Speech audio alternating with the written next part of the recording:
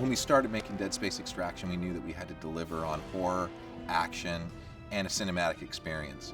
And the reason we needed to do that was because we're following up Dead Space, which was a game where a lot of people found it to be really scary, really liked the graphics, and of course the audio was amazing. So on Extraction, it was a goal from the very get-go to make sure that we lived up to that same experience that the original Dead Space had.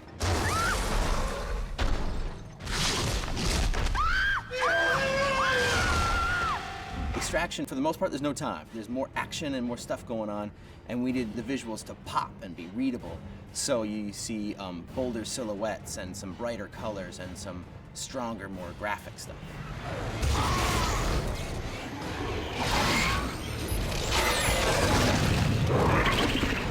I think one of the greatest things about this game is that it really feels like you're playing a character in a horror movie. The camera, the way that we frame all the action, and the sort of cinematic feel you get from a authored camera really, really immerses you like no game that I've ever seen before.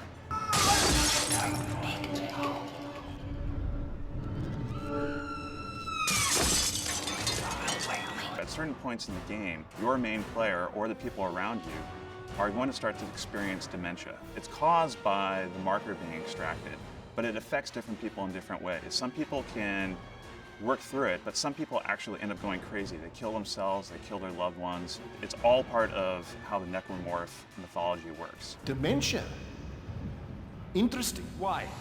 We've all seen what she was talking about. Indeed. So why aren't we going crazy too? He's right. None of us have been affected. You never know if what you're seeing is real. There will be points in the game where you're walking down a hallway and you think you see an enemy, you'll shoot, and all of a sudden he'll vanish. You'll turn around, and where there was once a door, there's now a tunnel. You'll look around and you'll see that all of a sudden you're in neck-deep water, whereas before you thought you were standing in just a shallow puddle. These kind of experiences really kind of catch you off guard and really makes you question what's real and what's not.